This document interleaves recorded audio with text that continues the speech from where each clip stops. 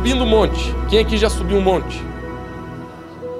Eu nunca me esqueço, queridos, um monte, eu acho que mais monte que eu subi na minha vida, deixa eu tentar ser chique aqui agora, né? Foi na África. Uma vez eu estava na África do Sul, na cidade do Cabo, e aí lá tem uma das montanhas mais famosas do mundo, chama Montanha da Mesa, né? Em inglês é Table Mountain. E ela é uma das 7 maravilhas do mundo, é muito bonita mesmo. Né? E a gente inventou, estava eu, pastor Fred, pastora Fernanda, vocês conhecem, a maioria de vocês acho que conhece eles, já estiveram aqui com a gente. E a gente estava lá, depois de 10 dias em Moçambique, a gente passou alguns dias descansando lá na cidade do Cabo. E aí a gente inventou, o pastor Fred muito fitness, não, vamos subir de a pé esse negócio, porque dava de subir com o bondinho, né? Vamos subir de a pé. E eu, pastor Fred, não. Eu vou. Então tá, compramos umas águas e tal. Queridos, eu estou contando isso não é só para se entreter você. Daqui a pouco você vai entender por que eu estou contando essa história. Subir montanha não é fácil. Subir montanha o cara tem que se preparar. E eu lembro que foi umas 4 horas subindo, gente. Lá em cima valeu a pena, porque é muito bonito mesmo. Acho que foi o lugar mais bonito que eu já tive na minha vida toda. Não dava vontade de descer. Apesar de que o vento era gelado. Quem não levou jaqueta estava frito.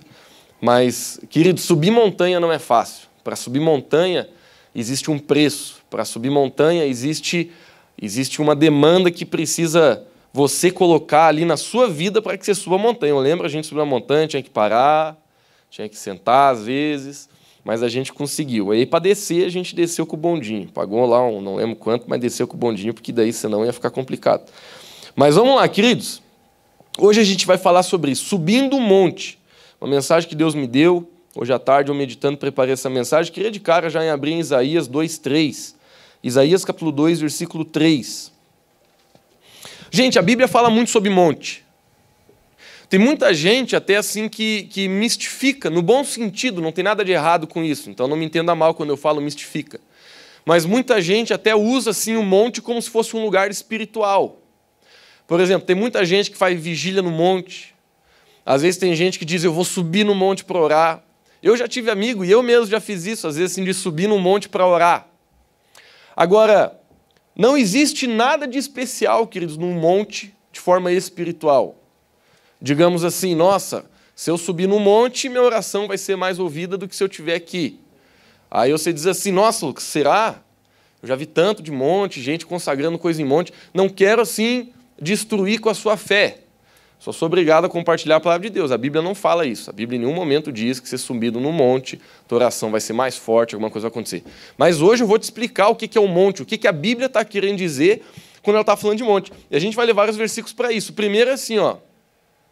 Irão muitos povos e dirão, vinde e subamos ao monte do Senhor, à casa do Deus de Jacó, para que nos ensine os seus caminhos e andemos nas suas veredas, porque de Sião sairá a lei e de Jerusalém a palavra do Senhor. Queridos, aqui a gente está lendo o profeta Isaías falando, então a gente tem que entender o contexto. Aqui a gente está no Velho Testamento, a gente está no tempo da lei, a gente está no tempo do profeta Isaías. E o profeta Isaías ele está falando que haverá o dia em que pessoas vão subir no monte do Senhor.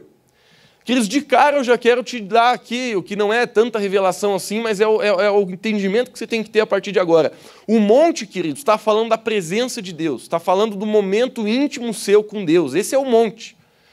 E na Bíblia, queridos, existem vários momentos onde a gente vê Jesus subindo em monte, um monte de gente subindo em monte. Eu estou abrindo aqui porque tem uns versículos que eu quero ler que eu deixei anotado no meu celular. Então, a gente vai começar lá, ó. Primeira frase que eu quero dizer para vocês. Um homem nunca saberá o que é plenitude de vida até aprender a subir no monte. Queridos, eu volto a dizer, subir no monte é você entrar na presença do Senhor de forma profunda e de forma íntima. A gente tem que aprender a entrar no monte do Senhor. Por exemplo, o monte, ele fala de busca intensa e individual. Lá em Lucas 22:39, a gente vai abrir bastante versículo, tá? Lucas capítulo 22:39, põe lá para a gente. Vamos ler esse primeiro, que a gente vai começar falando de Jesus. Olha só, na vida de Jesus, onde é que os montes apareciam? Lucas capítulo 22:39. Então saiu e, segundo o seu costume, foi para o Monte das Oliveiras e os discípulos o seguiam. Eu sei que se você ler a Bíblia, você sabe que Lucas 22 já está começando a narrar a história de quando Jesus ele ia ser crucificado, né? Então Jesus ele sabia que estava chegando a hora dele, ele subiu no monte para orar. E a gente sabe que a oração de Jesus no Monte das Oliveiras, aí no capítulo 22, foi uma oração diferente daquela que a gente geralmente ouvia sair da boca de Jesus. Porque foi a primeira vez, ou a única, que a Bíblia narra, que Jesus estava tão mal, que ele ora a Deus pedindo um outro plano, ele ora a Deus pedindo uma outra forma de resolver aquilo que ele tinha vindo fazer na terra, que era morrer por mim e por você. No final da história você conhece, Deus não dá um plano B para Jesus, ele se cala, né, ou responde, a Bíblia não fala, mas a Bíblia diz, né, que Jesus 3 vezes ele fala, Senhor, se possível, livra de mim esse pepino, e aí a gente sabe que não existe uma resposta de Deus, ou Deus ele fala e a Bíblia não diz que fala, mas Jesus levanta e vai encontrar com os soldados e o resto da história você já viu em filme por aí, ou já leu na Bíblia, né? Mas, queridos, o que eu quero chamar a atenção sua nesse versículo é só uma coisa, costume. É essa frase que eu quero que você olhe. Queridos, Jesus ele não sobe no Monte das Oliveiras porque o pepino estava forte. Ele sempre subia. E esse é o primeiro princípio que eu quero falar para vocês nessa noite, queridos. Se a nossa vida faz de Jesus o nosso call center quando a coisa está difícil, dificilmente a gente vai conseguir ter vitória na nossa vida. Uma vez eu li uma frase que dizia assim, enquanto a gente faz da oração o nosso último recurso, a gente nunca vai conseguir ter a vida saudável de viver com Cristo da forma que deveria viver. Então Jesus, ele não subia no monte no último recurso. A Bíblia está dizendo como de costume. Claro que esse talvez era o dia mais difícil da vida dele, mas ele já se acostumava a subir no monte. Queridos, tem vários versículos, quer ver? Deixa eu ler alguns para vocês aqui. Isso aqui eu vou ler meio rápido. Se você conseguir abrir para a gente, você pode abrir, tá? Lucas 6,12, num daqueles dias Jesus saiu para o monte a fim de orar e passou a noite orando a Deus.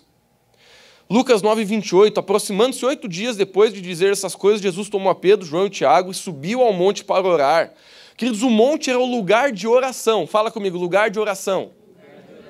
Então, agora, não tem nada só. É bom subir em monte, porque monte é legal, cara. Monte te dá assim na alma um negócio bom, tá ligado? Eu lembro quando eu subi naquele monte lá na África, nossa, se não tivesse ninguém lá, eu queria fazer um culto lá, eu e Deus. Porque tem um negócio quando você está em cima de um lugar, olhando muita coisa assim, que é legal, a alma faz bem, sabe? A natureza faz bem. Do mesmo jeito que eu gosto de caminhar em praia, orando, que às vezes eu gosto de me enfiar assim, nos matos bonitos e orar. Quando a gente se encontra com a natureza de Deus e quando a gente está sozinho, a nossa alma, presta atenção, é a alma, tá? Não é, Deus está mais em cima no monte. Não, é a alma que melhora. E quando a alma melhora, é mais fácil a gente entrar na presença de Deus. Queridos, um dos lugares que eu mais assim tive a oportunidade de dizer, meu Deus, cara, que lugar divino, mas eu sabia que era a minha alma que estava sendo ali aquecida e eu estava tendo facilidade de entrar na presença de Deus. Uma vez eu tive a grande oportunidade, que eu nem sei se vou ter de novo na minha vida, mas essas oportunidades a gente tem quando está grudado de homem de Deus, né? E eu estava com o pastor Fred e com a pastora Fernanda nos Estados Unidos, e eles são muito amigos da Heidi Baker, uma missionária em Moçambique muito famosa, e ela assim, é uma mulher como poucas aí que a gente vê no mundo, ela é poderosa mesmo, a missionária lá em Moçambique, e ela tem uma casa de descanso nas montanhas da Califórnia. E aí ela deu a casa assim para o pastor Fred e para o pastor Fernando dela para ficar alguns dias, e como o pastor Fred, eu queria tomar que ele não veja essa mensagem, ele tinha perdido a carteira de muita multa, eu estava de motorista dele nos Estados Unidos, e aí, queridos, ele foi meio que obrigado a me colocar na casa, né? Gente, mas que coisa boa. Eu lembro assim que todo dia eu acordava, eu saía da casa. Pena que eu não me liguei de trazer as fotos para vocês, para ver, assim, só para vocês entenderem o que eu estou querendo dizer. Mas, gente, era um lugar tão lindo, mas tão lindo, mas tão lindo, que eu lembro assim que eu tive um tempo com Deus tão gostoso naqueles dias que eu estava lá. Foi um presente tão bom de Deus. Então, eu sei que existe uma coisa assim dentro da gente, a gente está em cima de um monte, mas eu quero te passar aqui uma teologia correta. Não existe nada demais que você não possa encontrar dentro de uma caverna. Tem homens de Deus que tiveram grandes encontros com Deus dentro de caverna. Eu já tive encontro com Deus dentro do meu quarto escuro. Eu já tive encontro com Deus em cada lugar maluco. Então, não me entenda mal, você pode ter encontro com Deus ali debaixo de uma máquina da Clabin fedendo. Você pode ter encontro com Deus em qualquer lugar. Mas existe, queridos, um princípio no monte. O princípio é, quando você se separa, Quando você se separa. Agora, outra coisa interessante que eu refletindo hoje, captei Deus falando comigo e eu quero usar a minha história, que eu comecei a mensagem, para subir monte tem custo. Deixa eu repetir a frase agora do jeito que eu quero falar. Para entrar na presença de Deus tem custo.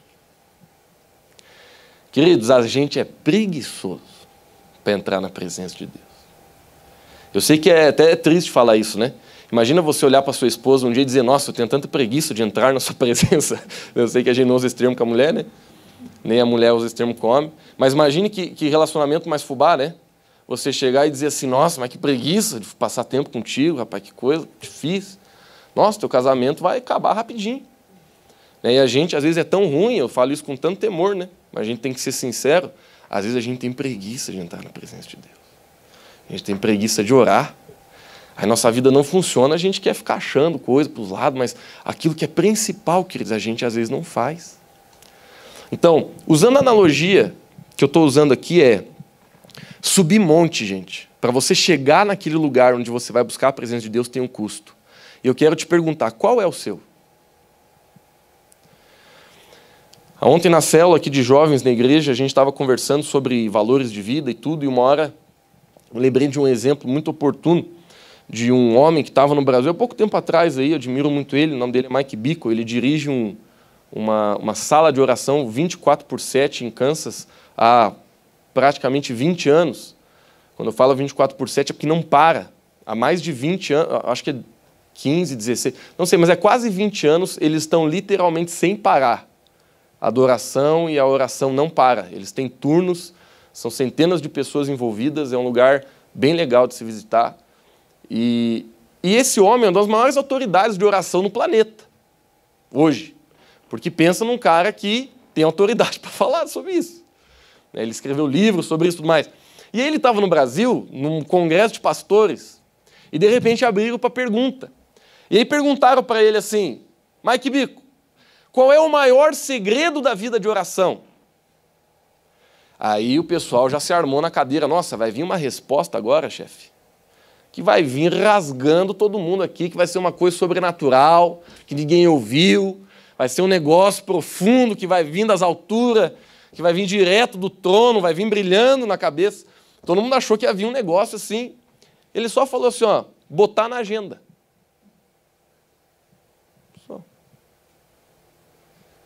Todo mundo estava esperando nossa, esse cara agora vai dar um princípio para a gente aprender a orar aí, que vai ser de matar.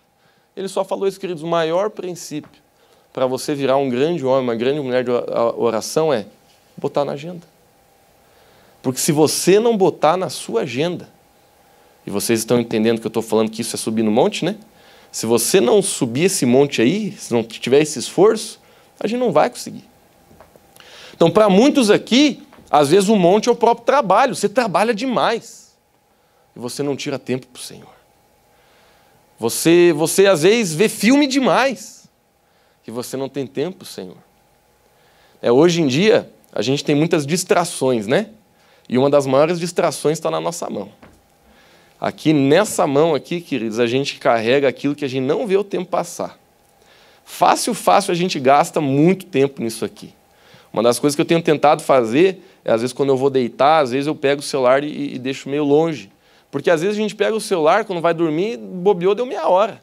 Queridos, meia hora dá de fazer muita coisa num dia. Imagina meia hora lendo a Bíblia. Imagina meia hora ajoelhado mesmo, buscando a presença de Deus, como não vai mudar a sua vida. A gente não percebe o quanto de tempo a gente gasta nisso aqui.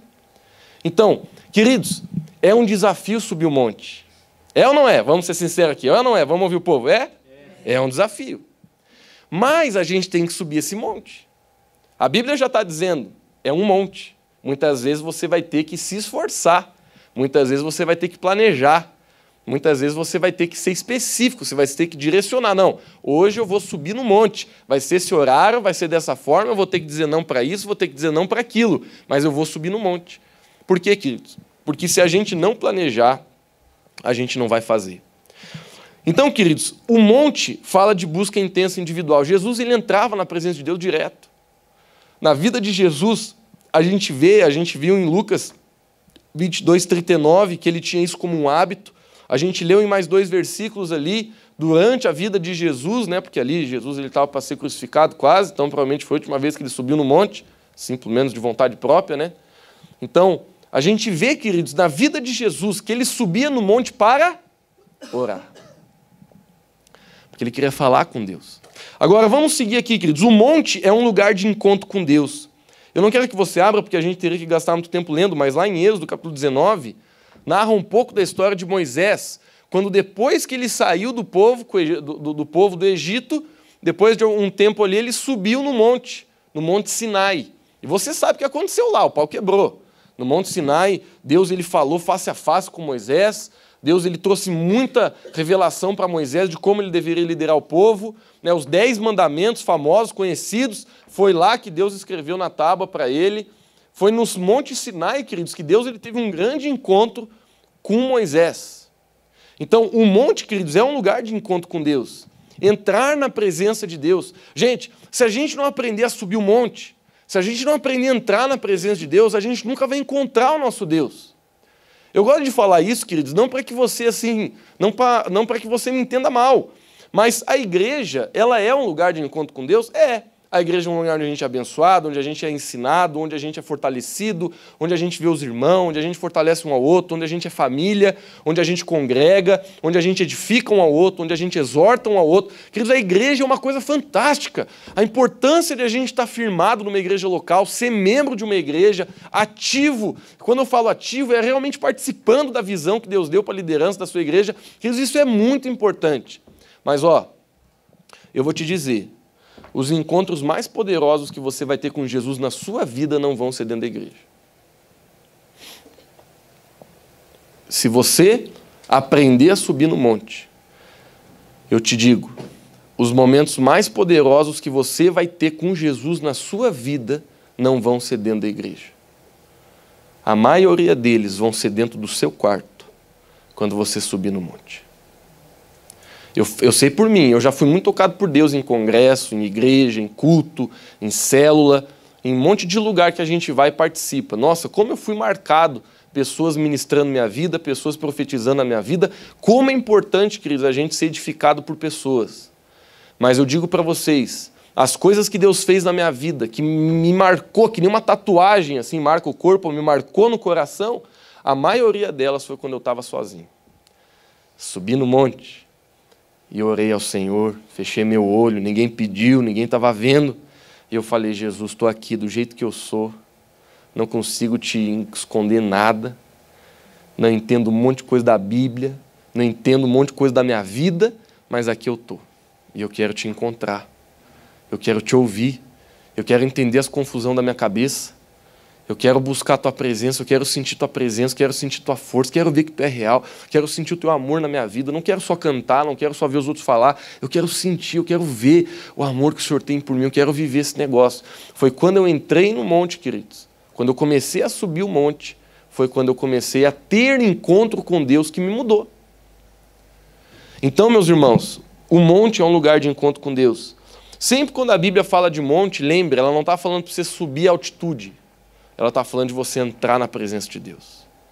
Jesus, por que ele subia a monte? Porque ele não tinha nem casa. Jesus, ele, no ministério dele, não que ele não tinha casa, ele tinha. A Bíblia é clara, inclusive em dizer, muita gente passa despercebido. Mas sabe aquela história de quando teve uns amigos, gente boa, que pegaram um cara que estava doente, subiram no telhado, tiraram as telhas e desceram um camarada para Jesus, não conseguia entrar pela porta, estava bombando, e aí eles tiram a telha e descem. Se você ler bem com cuidado aquela passagem, diz que aquela era a casa de Jesus. O camarada destelhou a telha da casa de Jesus, ó. O cara era ousado. Mas se você ler bem com carinho aquela passagem, lá com cuidado mesmo, você vai ver que num momento do versículo diz, essa era a casa de Jesus. Então Jesus tinha casa. Muita gente diz assim, Jesus era pobre. Não, querido, Jesus era um homem simples, mas ele não era pobre, não. Ele era simples, ele era bem simples, não tinha assim, posses e tudo. Mas dizer que Jesus era pobre e não tinha nada, isso não é verdade. Jesus ele era um homem que confiava muito em Deus, nunca faltou nada. Era impressionante, né? Jesus ele sabia confiar na paternidade do Pai, então se não tinha comida multiplicava, se não tinha dinheiro saía da boca do peixe. Jesus vivia no princípio da prosperidade, não é nosso assunto. Mas voltando, queridos, a falar da casa, Jesus no seu ministério, ele viajava demais. Jesus estava toda hora num lugar. Aquele tempo não tinha assim carro que nem a gente tem hoje, né? Graças a Deus, imagina eu e o tio Adair vindo de a pé lá de Lages todo final de semana, que nem naquela época. A gente tinha que sair todo dia na sexta-feira. E é verdade, na sexta-feira eu tava fazendo academia essa semana, fui uma vez só, mas fui pelo menos. E aí eu estava lá na esteira, né? Aí eu comecei a calcular, rapaz, quanto tempo ia demorar para ir para o Otacílio correndo? Porque eu estava quase me matando e não tinha dado nem 2 quilômetros ainda. E eu já estava assim, com a canela velha doendo, estava difícil a coisa já. E eu olhando a máquina ali, tinha dado 1,5 km, e eu já querendo parar. Aí eu comecei a pensar, imagina se eu for correndo para o Otacílio andando, quanto tempo eu vou demorar? Aí eu descobri, eu vi ali que eu estava demorando 20 minutos para fazer 2 quilômetros. E isso numa pegada forte. Aí eu pensei, rapaz, daqui da minha casa até o Otacílio dá uns 55, eu fui fazendo os cálculos e falei, nossa, estava lascado. Imagina, naquele tempo, queridos, eles não tinham carro, eles não tinham essas coisas que a gente tem hoje. Então, eles tinham que andar. Jesus andava muito. Lá, o pessoal daquela época era tudo perna grossa, porque eles caminhavam demais, era muito caminhação. Por isso que até tinha, assim, essa caminhação, não existe essa palavra, né? Mas vocês entenderam. Então, era muita caminhada. Meu Deus do céu, a gente grava essas coisas. Então, tinha muita caminhada, minha gente. Por isso que um dos negócios da época, quando você chegava na casa de alguém ia lá lavava o teu pé. Porque pé era que nem pneu naquela época. Você vê, quem tem pneu limpo aí? A não ser que você é aquele cara que fica passando graxinha, tudo. Mas meus pneus sempre estão virados num chapéu velho. E os pés dos homens eram que nem pneu, estava toda hora na estrada. Né? Então, por isso que eles tinham esse costume, né, de lavar os pés. Né? Não vou entrar no assunto, mas coisa mais linda, né? Jesus lavou os pés dos discípulos, né? Por mais que hoje tenha uns pés macabro aí, aquele tempo era muito mais macabro, gente. Eu sei aí, você que é esposo, que é esposa, às vezes o pé do marido já diz, Jesus amado. Ainda bem que não estamos mais naquela época, né? Mas imagina os pés daquela época. Nossa, que não tinha esses tênisinhos Nike com amortecedorzinho, era tudo um chinelão velho assim, que pisava no pó. Os tempos eram diferentes, mas, meus irmãos, voltando aqui para o foco, para o cerne, parando de falar de pé feio, e voltando aqui para a nossa mensagem, naquele tempo era diferente, Jesus ele não tinha, às vezes Jesus estava caminhando, eu gosto de ler isso na Bíblia, várias vezes fala, se você prestar atenção quando você está lendo, várias vezes aparece um momento que diz assim, e Jesus, do nada, claro que essa palavra do nada não está escrita, mas eu estou colocando, do nada, sobe no monte para orar. O que eu mais gosto, eu esqueci de anotar aqui o endereço para falar para vocês, mas eu prometo para vocês que está na Bíblia. Tem uma que é a que eu mais gosto. A Bíblia diz assim, e uma grande multidão vinha em direção de Jesus. Mas Jesus se retira a fim de orar.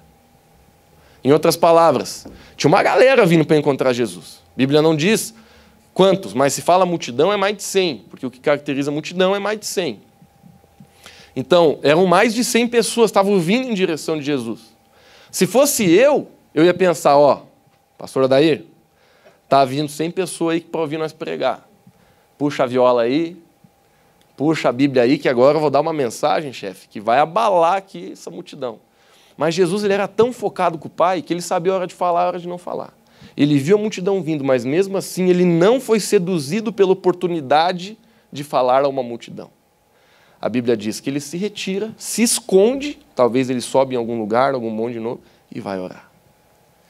A gente vê, queridos, esse valor escondido na vida de Jesus. Quando eu falo escondido, não é que ele não queria revelar, mas a gente vê isso assim, isso sempre presente na vida de Jesus. Jesus, ele orava, ele se retirava. Meus irmãos, eu quero animar vocês nessa noite, porque sabe, a gente pode vir para a igreja, a gente pode ler a Bíblia, a gente pode fazer muita coisa boa como crente, que é importante, que você não pode deixar de fazer. Mas se a gente não subir um monte, a gente sempre vai estar no raso. Sempre. Você pode ler quantos livros você quiser ler, você pode ir em quantas células você quiser ir, você pode vir em quantos cultos você quiser, tudo coisa boa que você não pode deixar de fazer. Vocês estão me ouvindo, né? Não estou falando de coisa que não é importante, coisa que você não pode deixar de fazer. Mas enquanto a gente não aprender a subir um monte, a gente sempre vai ser raso. A vida cristã nossa sempre vai ser medíocre, com pouca revelação, com pouca autoridade, com pouca fé, com pouco poder de Deus. Porque o que revela, queridos, cristianismo de verdade na vida de uma pessoa é o quanto de tempo ele gasta na presença do Senhor. Isso é que faz diferença.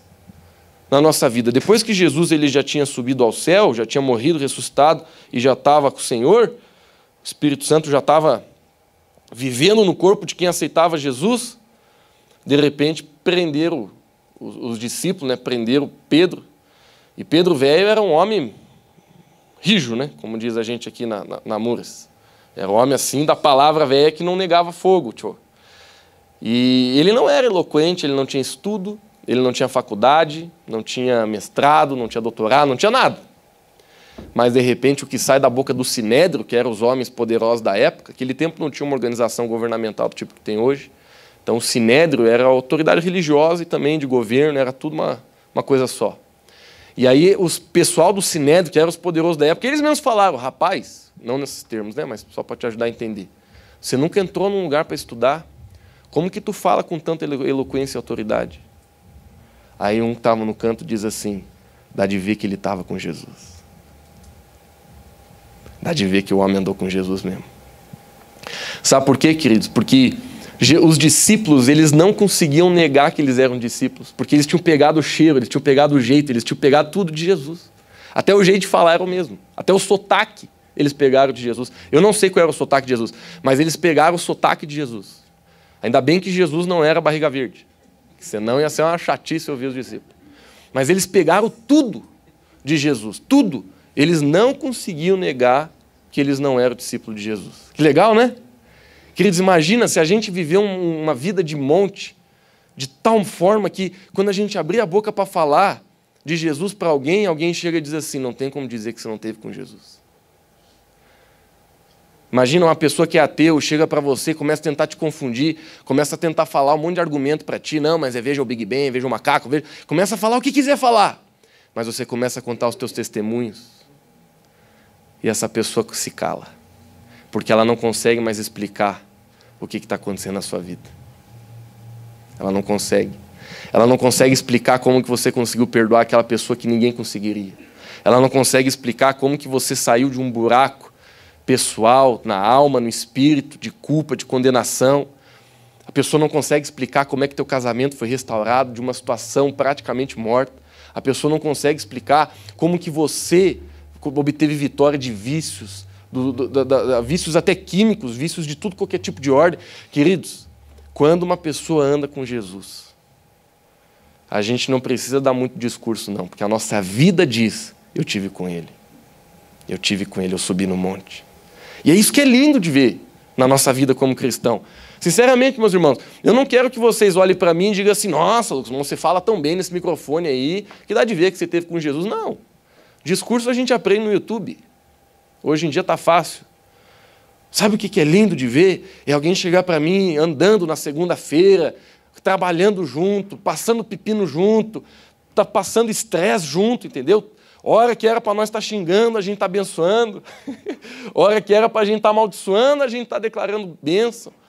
E aí a pessoa dizia assim, rapaz, dá de ver que você subiu no monte, dá de ver que você esteve com Jesus, dá de ver. Amém, queridos? Amém. Por isso que a gente tem que subir no monte. Porque o mundo está cansado de gente que vem para a igreja, mas não sobe no monte. Ainda hoje, lá no batismo, teve uma líder de célula lá em Lages, a gente teve batismo lá em Lages hoje, bem bonito. E uma mulher chegou para mim e falou assim, Lucas, está vendo aquele cara lá? Falei, tô. Ela disse assim, ele é filho de pastor de igreja, não vou falar o nome da igreja que não é o propósito. Ele é filho de pastor de igreja. Ele está tão machucado com a igreja que hoje ele faz tudo o contrário que ele pode fazer. Ele é filho de pastor, ele não é daqui, os pais dele não são daqui de Lages, ele está morando aqui, mas vamos estar rebelde assim. Como é que a igreja faz? Desse jeito, então vou para cá. Ele está fazendo tudo o contrário. Ela falou assim, esse cara se machucou demais, ele não quer saber mais de igreja. Você vai lá falar com ele e tal, para a gente tentar trazer ele e tal. Falei, vou, claro. Fui lá conversar com ele, não entrei nesses assuntos, né? Só me aproximei dele. Mas sabe, querido, depois eu fiquei pensando, a religião machuca as pessoas. Religião machuca as pessoas. Eu sei que a gente não está aqui por causa de pessoa, mas a gente está aqui por causa das pessoas também. Porque vou ser bem sincero para vocês, a gente veio aqui contar ao Senhor, mas a gente veio aqui porque veio mais gente aqui, não é? Se a gente chegasse aqui e não tivesse ninguém aqui, a gente ficava em casa. Vocês concordam comigo ou não? Você vem na igreja, claro que é por causa de Deus, Mas você vem porque você tem um compromisso com as pessoas. Isso é bíblico, a gente tem uma família ao qual a gente pertence. O apóstolo Paulo declarava direto, não deixe de congregar. Congregar não é um ato de um, congregar é um ato de vários. Então a Bíblia ela nos fala de forma simples e metódica, nós precisamos de uma igreja local, ao qual nós congregamos, ao qual nós fazemos parte, ao qual nós temos pastores, líderes espirituais, amigos e também filhos espirituais. Lucas, o que é isso? Tem muita gente que você vai ajudar, tem muita gente que você vai erguer do chão, tem muita gente que você vai aconselhar. Então, nós precisamos estar dentro dessa dinâmica. Mas, queridos, eu sou obrigado a falar para vocês com todo carinho.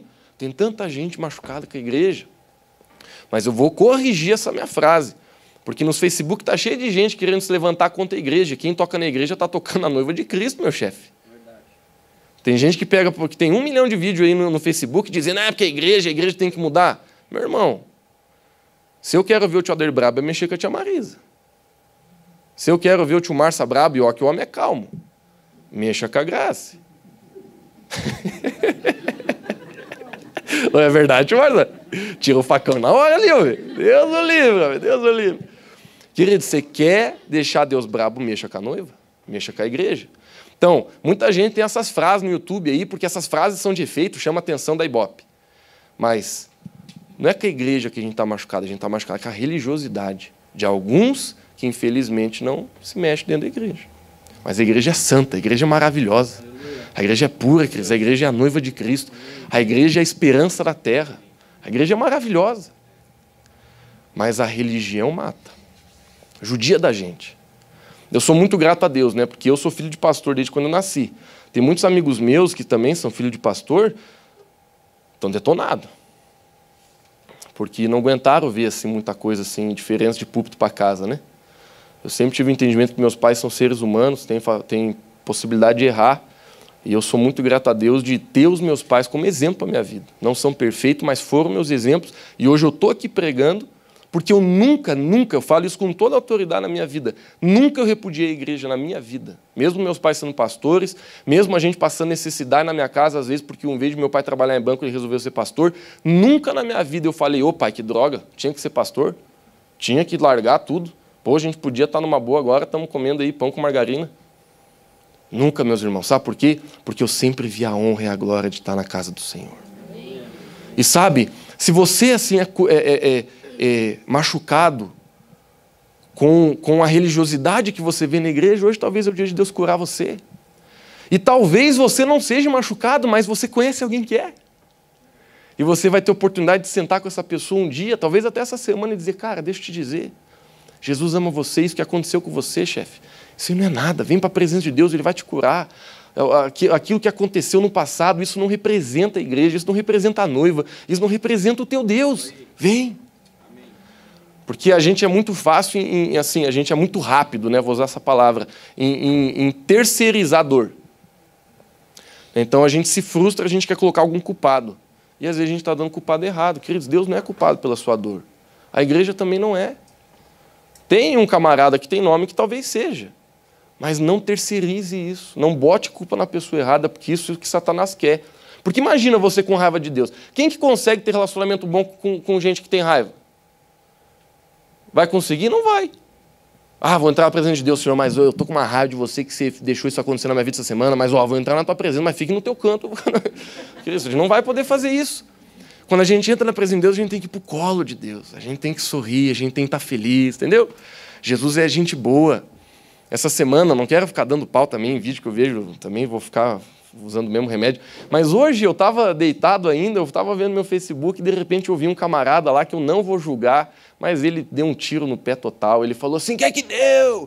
Que hoje estão cantando você para Deus. Estão deixando o negócio banal na igreja agora. Ele é o Senhor dos senhores e o Rei dos reis, chamar ele de você. E todo mundo bate palma, aquela coisa. Queridos, essa pessoa só pode estar querendo acesso no YouTube. Porque a Bíblia que eu leio é de um Deus que põe a gente no colo, que me chama de amigo. Ele é Senhor do Senhor, Ele é poderoso. Meu Deus, tem vezes que eu ando na presença de Deus, eu tremo de temor. Mas tem vezes que eu ando na presença de Deus que nem uma criança. Que eu consigo olhar no espírito, nos olhos dele, que eu consigo colocar meu ouvido no coração dele, ouvir o que está batendo lá. E ele não fica me chamando, ó filho. que eu fiz do pó. Não, ele me chama de filhinho. Lá em 1 João, se a história fosse verdade desse meu chapa aí, que eu não vou querer falar dele, né? Porque não é meu propósito, mas se o discurso dele fosse verdade, lá em 1 João não estava várias vezes escrito filhinhos. Eu vos escrevi por causa disso, disso e disso. Ele ia usar um termão, né? Não, queridos. Nosso Deus é um Deus íntimo. Então, quando a gente canta frases com intimidade, não é porque a gente está banalizando, muito menos perdendo o temor, mas é porque a gente está acessando intimidade. Aquilo que muitas pessoas chamam de banalização é intimidade. Então, não me entenda mal. Também eu sei que tem gente que banaliza, que fica achando que Deus é qualquer coisa. Não, isso também está errado. Mas você pode entrar, você tem acesso. A Bíblia diz em Isaías, achegai-vos confiadamente ao trono da graça. Em outras palavras, não vem com medo, não vem pisando em ovo. Não vem assim, meu Deus, estou entrando na presença, vou levar um choque, vou levar um raio. Não, você entra correndo. Você entra correndo. É uma coisa que me toca muito. Todo domingo o Anthony vem me dar um abraço quando ele chega na igreja. Mas, queridos, a melhor parte para mim do meu domingo é a correria dele. Hoje ele está de amarelo, deu de ver um amarelão correndo assim. Aí eu estava bem aqui, ele entrou na porta. Quando ele me viu, ele veio correndo. Queridos, quase tropicando até chegar em mim e me dar um abraço. Todo domingo é assim. Queridos, é isso que é um filho. Isso que é uma criança. Isso que é uma pessoa correndo para Jesus. Não é assim desfilando. Não, queridos, é correndo na quebraceira. Porque viu o Pai. Não importa se tem gente que está achando que é demais, tem gente que está... Vocês estão entendendo o coração do negócio? Davi era assim, Davi dançava na presença de Deus. A esposa dele olhou para ele e falou assim, rapaz, que isso? Ficou louco? Dançar desse jeito? Está banalizando? Você sabe o que aconteceu com ela, né? Então, queridos, a gente tem que entender que o nosso Deus é um Deus maravilhoso. Ele é bom. E a gente tem que equilibrar tudo aquilo que a gente ouve, senão a gente começa a ouvir coisa que não tem nada a ver e começa a ter aí como doutrina para a nossa vida, e isso nos impede o acesso à presença de Deus. O monte é um lugar de direção. Lá em Lucas capítulo 6, versículo 12, eu gosto muito desse verso. Porque, queridos, nesse verso aqui, a Bíblia está falando que Jesus ele teve um momento de oração. Põe pra gente, eu vou repetir ali. Lucas 6, 12. Aqui, queridos, Jesus estava para tomar talvez a decisão mais importante, ou talvez uma das decisões mais importantes que ele tomou em vida. Lucas, que decisão é essa? Ele tinha que escolher os 12 tchô, os 12 homens, que depois que ele saísse dessa terra, ia continuar tudo que ele começou. Quem acha que é importante? Queridos, hoje a gente vê assim, o mundo globalizado, né? A gente vê principalmente no Brasil, no Ocidente, assim, Jesus para todo lado. Né? No Oriente não é tão assim. Tem gente no Oriente que nem sabe quem é Jesus. Muita gente, milhões e bilhões de pessoas. Mas aqui no Ocidente, pelo menos, é globalizado o negócio de Jesus. Todo mundo fala de Jesus, a gente está acostumado com uma cultura cristã. Por mais que o pessoal tenha um termo aí que fala não praticante, que até hoje eu não entendi, mas pelo menos... sabe quem é Jesus, tem o Natal, tem essas coisas, sabe? Entendeu? Agora, quando a gente olha para essa fase, queridos, para esse tempo aqui, quase ninguém, claro, Jesus já estava famoso pelo ministério que ele teve, mas se esses 12 homens falhassem, tudo teria dado errado. Olha só o versículo, vamos ler. Naqueles dias, retirou-se para um monte, a fim de orar, e passou a noite toda em oração a Deus. Queridos, se você continuar lendo o verso, você vai ver que no outro dia, acho que Jesus nem dormiu, porque a Bíblia diz que ele passou a noite toda, talvez tirou um cochilinho no final da madruga, mas a Bíblia não fala isso. Mas ele levanta e ele começa a caminhar e chamar os discípulos. Aí uma vez eu estava vendo um pregador falar assim, por que ele ficou a noite inteira orando? E ele falou assim, como eu queria saber o que ele orou. Porque ele ficou a noite inteira, cara. Jesus, imagina uma reunião de oração com Jesus? Nossa, essa reunião de oração, meu chefe. Imagina uma reunião de oração, uma vigília com Jesus, cara. O que ele ia orar? O que ele fazia? Não dá uma vontade de saber? Não diz a Bíblia. Não dá raiva, mas não diz. Mas olha só, queridos. A Bíblia diz que ele levanta e vai tomar decisão importante. Então vamos pegar o princípio. Se você precisa tomar decisão importante, gasta tempo no monte antes, meu irmão. Lucas, estou decidindo quem que eu vou namorar. Vai para o monte antes. Estou decidindo com quem que eu vou casar. Chefe, vai para o monte antes. Porque você não pode errar nessa decisão. Estou decidindo aí o que eu vou fazer da minha vida. Tenho uma decisão importante para tomar. O que eu vou fazer de faculdade. se eu me mudo para uma cidade ou não, se eu faço isso ou não faço. Queridos, tem tantas decisões importantes que a gente tem que tomar na vida, e às vezes o pessoal aí, pela emoção, não sobe no monte. Ainda diz que Deus falou. Sobe no monte, meu irmão. Jesus, ele tinha uma decisão super importante para tomar. Ele escolheu os 12.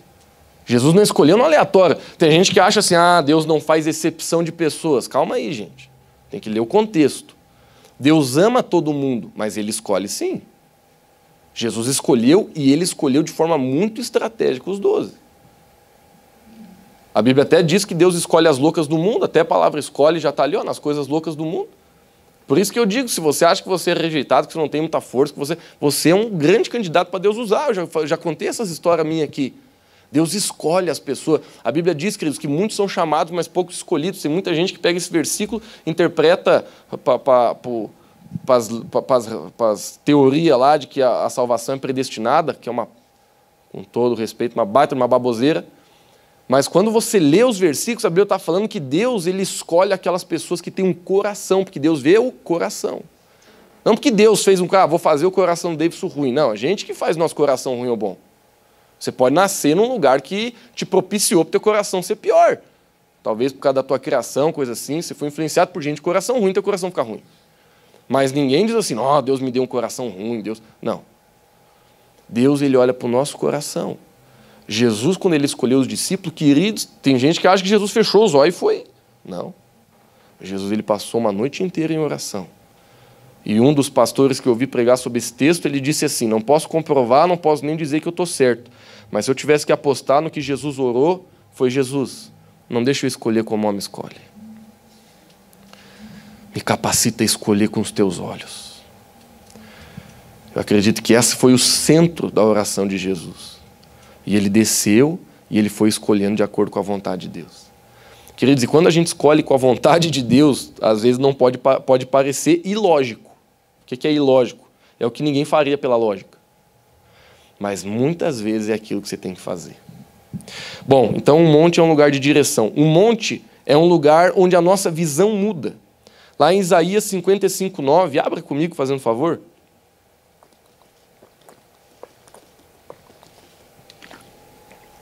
Isaías 55:9.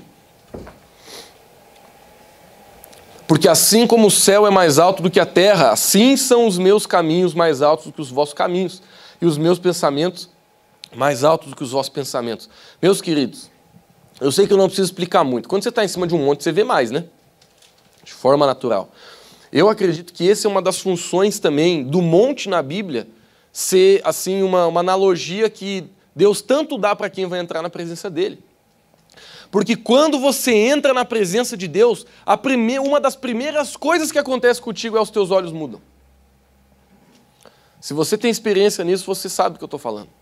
Meu irmão, você pode estar sem esperança, você pode estar achando que tudo vai dar errado, você pode estar triste, depressivo, você pode estar assim, você pode estar mal. Você está mal, que você está assim já detonado.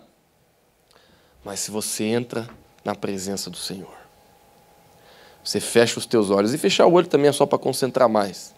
Nada além disso. Fechando o olho, concentra mais, né? Então, você fecha os teus olhos. Você bota todo o teu coração ali. E você começa a olhar para a palavra. Você começa a abrir sua boca para declarar a palavra. Você começa a se encher de fé. Você começa a trazer à realidade os princípios e as verdades bíblicas sobre a sua vida. A presença de Deus começa a manifestar. Você começa a invocar o nome do Senhor. Você começa a invocar a presença do Senhor. Meu irmão, de forma automática, os problemas que antes eram desse tamanho, eles diminuem de tamanho. Você nem percebeu, quando você olha para eles de novo, ele não está mais do mesmo tamanho. Eu tive uma experiência uma vez, de novo vou falar, uma vez eu estava em Moçambique, eu tive uma grande oportunidade de participar de um congresso dos missionários do IRIS, que é uma organização missionária, que tem igrejas pelo mundo todo, e o foco deles é lugares difíceis mesmo, eles não gostam de ir em lugar fácil. É só loucura, só lugar assim, onde o evangelho é perseguido, é coisa de maluco por Jesus mesmo, é coisa linda de ver. E a gente estava numa reunião, não quero escandalizar você, nem mexer com aquilo que você crê, mas sou obrigado a falar aquilo que eu creio que é verdade. Queridos, a presença de Deus veio tão forte na minha vida. Poucas vezes isso aconteceu comigo, tá? Talvez umas 2 ou 3 na minha vida toda. Queria que acontecesse mais, talvez isso é falta de busca minha. Mas essa foi uma das vezes que eu caí no Espírito. E meus irmãos, quando o Espírito Santo me tocou, eu rolava naquela grama rindo. Grama não, areia, perdão, que a gente estava na praia. Só que o que me marcou é que a presença de Deus era tão forte na minha vida. Eu dava tanta risada, Não porque eu era louco, não porque eu perdi a cabeça, não porque eu desvarei de ideia, não porque eu de alguma forma, estava perdendo a cachuleta ou os parafusos. Mas a presença de Deus, ela me veio tão forte na minha vida, que de repente tudo aquilo que me desafiava, toda a voz de Satanás, de repente parece que Deus veio assim e dilacerou na minha frente. Tudo aquilo que eu via como grande problema, de repente não era mais nada. Porque eu vi o poder de Deus de uma forma tão pura, tão grande na minha frente. Foi uma das maiores experiências que eu tive na minha vida com o que a presença de Deus pode fazer com o problema de uma pessoa. Porque quando a gente entra na presença do Senhor, meus queridos, pode não acontecer nada com você no exterior, no que eu estou falando. Você não precisa cair, você não precisa rir como eu ri, você não precisa rolar na areia como eu rolei. Mas quando a presença de Deus toca você, uma das coisas que muda de forma automática, você nem pediu para mudar, é automático, a tua visão muda. Usando o versículo bíblico ali de Isaías, parece que você começa a subir e você começa a ver coisas que antes você não via. Quando você sobe, você vê coisas que você não via. Não sei se você já teve a oportunidade de andar de avião, mas, queridos, andar de avião é uma coisa maravilhosa. Quando você está lá em cima, se você der sorte de pegar um dia sem nuvem, ou com nuvem também é legal, porque você vai em cima das nuvens assim, parece que você está num outro planeta às vezes. Mas se você pega um dia sem nuvem, tu olha para baixo e tu vê, meu Deus, cara, esse mundo é uma loucura mesmo. Você vê assim, 200 quilômetros de distância para frente, você está vendo. Você vê cidades inteiras. Várias vezes eu já viajei em cima de São Paulo, você vê a cidade de São Paulo inteira. É um negócio, parece que é uma maquete enorme assim, mas parece que não tem fim.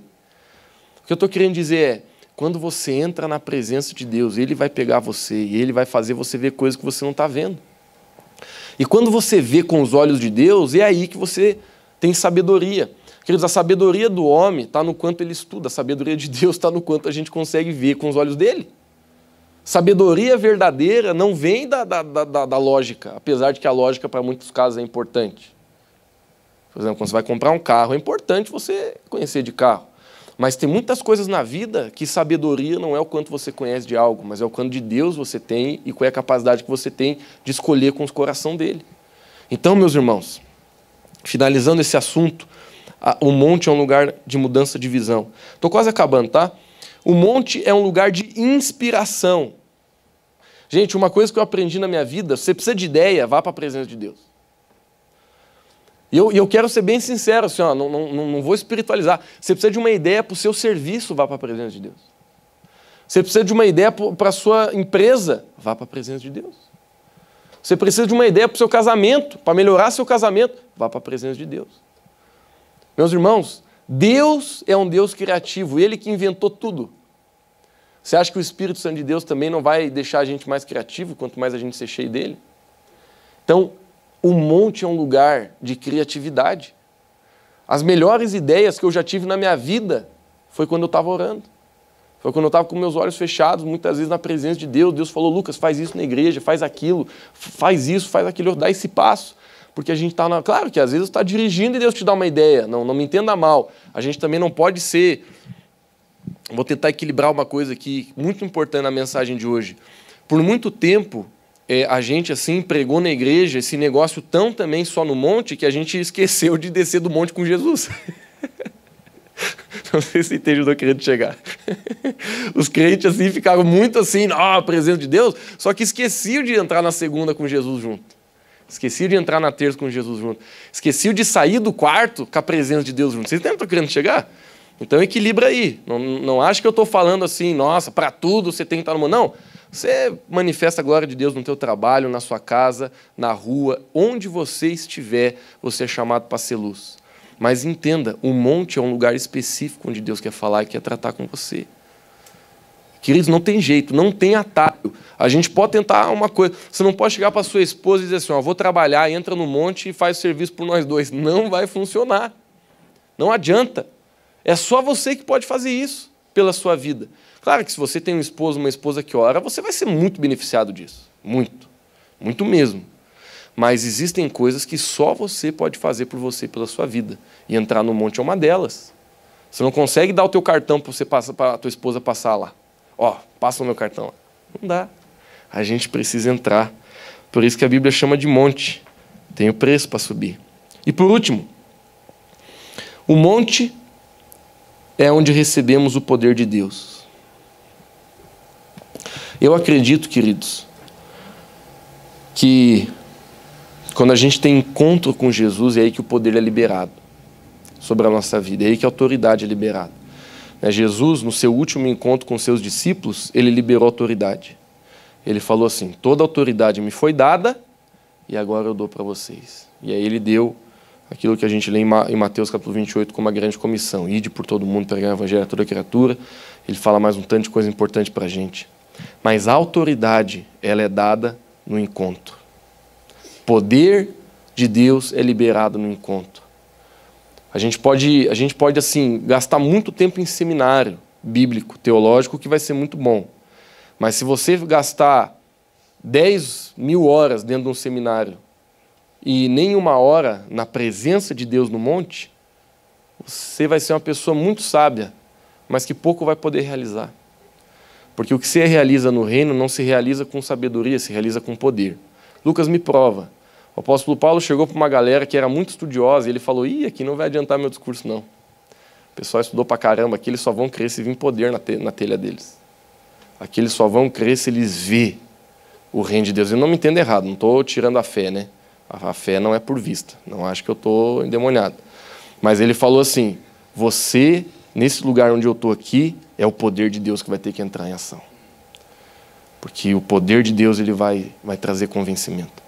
Então, queridos, não me entenda mal, equilibrando mais uma vez, é muito importante estudar, muito importante mesmo, não tem como a gente não fazer isso. Mas o encontro é o mais importante. Isso eu te falo com toda certeza. Para finalizar, eu termino contando um testemunho meu, finalizando com a minha história da África. Não sei porque eu contei tanta história da África hoje. Última história mesmo e a gente vai orar. O pastor Fred me deu a oportunidade de pregar numa das últimas aulas que praticamente 200 pastores africanos iam fazer antes de eles se formarem na escola teológica da base do Íris, lá em Moçambique, em Pemba. E a gente pregou sobre o Espírito Santo. O pastor Fred falou assim, você começa, eu termino. Você começa aí e fala uns 20 minutos. Eu nunca tinha pregado assim, né? Fora, assim, outra nação, tu estava nervoso pra caramba. E eu ainda tinha que falar o português de Portugal, né? Então, meu Deus, mal e mal sabia falar um brasileiro. E aí eles não têm gerúndio, eles não falam caminhando, é a caminhar. Eles não falam diminutivo, é pequena cadeira, não é cadeirinha. Tem umas regrazinhas que você tem que ficar ligado, senão você fala. E aí eu já nervosão, né? E queridos, eu lá comecei a pregar. E lá é muito bom de pregar, porque você fala amém, eles não falam amém. Eles pulam da cadeira. Não estou exagerando. É um negócio que você nunca viu na tua vida. Gente, é uma coisa maravilhosa de você ver a intensidade deles com Cristo. Quer ver adorando? Não tem instrumento, né? Não tem nada. Quando começa a cantar, te arrepia tudo aqui, você nunca mais é o mesmo. Você começa a dançar numa intensidade na presença de Deus. Mas o que me marcou naquele dia foi o seguinte. Teve uma hora que eu cheguei e falei assim, tá pregando sobre o Espírito Santo, tal, naquele fogo, naquele movimento. E de repente eu falei assim, quem conhece aquele versículo? 7 vezes o justo cai e 7 vezes levanta. Várias vezes eu faço aqui na igreja, né? Perguntando para vocês se vocês conhecem alguma coisa, não é? Gente, eu perguntei, ninguém levantou a mão. Versículo aí que era para conhecer. Eu pensei assim, eu pensando e pregando. Rapaz, me falaram que está no final do curso teológico. Os tchô estão sendo ungido pastor semana que vem. E os caras não sabem um versículo desse? Nossa, mas que instituto é esse? Aí, enquanto eu pregava, a minha ficha caiu. Ninguém sabe ler lá. Ninguém sabe ler. Mais de 90% da nação não sabe ler. Então, tudo que aqueles homens que estavam sendo ungindo pastor naqueles dias sabiam, veio do púlpito que eles ouviam. Por isso que eles não sabiam desse versículo. Não porque eles não tinham fome da palavra. Eles tinham muita fome da palavra, comiam a palavra. Mas eles não sabiam ler, para eles poderem saber mais. E aí, queridos, meu coração, sim, me ensinou uma coisa que não se ensina na igreja. Se ensina vendo mesmo, do jeito que eu aprendi. E eu comecei a raciocinar. Eles vão ser pastor em aldeia. Queridos, não quero assustar vocês, mas a África é um dos lugares que mais tem magia negra no mundo. E eu sei que a gente está vivendo o nosso mundinho aqui de Otacílio, que de vez em quando a gente vê umas loucuras bárbaras. Mas tem muito mais loucura pelo mundo aí. De bruxaria, de coisa pesada mesmo. Lá na África, o pessoal assim tende muito para o lado de bruxaria, porque é um médico para cada 30 mil pessoas, alguma coisa assim, estatística. Então o pessoal tem que ir para as mandingas e vão acreditando nas loucuras tudo para tentar se curar e entram em coisas que não deve. Mas o que eu aprendi é o seguinte: aqueles homens, aquelas mulheres que estavam se formando pastor com tanta autoridade, meus irmãos, um fogo de Deus, conheciam tão pouco, não pelo desinteresse, presta atenção. Você sabe ler, chefe. Então pega a Bíblia e lê aquele troço, lê várias vezes, porque você sabe ler. Então entenda. Ah, é verdade, Lucas, agora eu só vou entrar, não quero mais saber de ler, não. Que lembra o que eu estou falando. Eles não conseguiam porque eles não sabiam ler, por isso que eles não sabiam o versículo. A gente tem que saber, tá? Mas o que eles tinham era coração. E eles estavam sendo enviados para abrir a igreja, que eles iam enfrentar pepino, meu irmão. Que se o cara não tem autoridade mesmo, sai correndo. Enfrentar demônio mesmo, brabo, potestade maligna, bruxaria de alto nível. Não quero te assustar, mas é coisa que você nem quer saber que existe. E eu estou falando sério, não vou nem continuar, mas é que você nem quer saber que existe. Se você vê, tu acha, não, isso aí alguém inventou, não é verdade. Mas existe. E eles vão pastorear nesses lugares. Aí Jesus me ensinou.